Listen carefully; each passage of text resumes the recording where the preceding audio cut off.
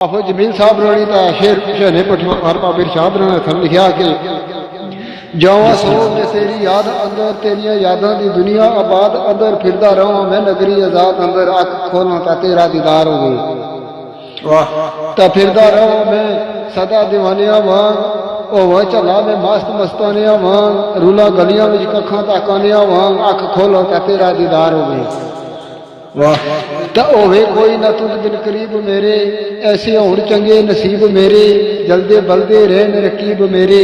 ਅੱਖ ਖੋਲਾਂ ਤਾਂ ਤੇਰਾ ਦੀਦਾਰ ਹੋਵੇ ਤਾਂ ਹੋਵੇ ਰਾਤ ਹਰ ਰਾਤ ਸ਼ਬ ਰਾਤ ਮੇਰੀ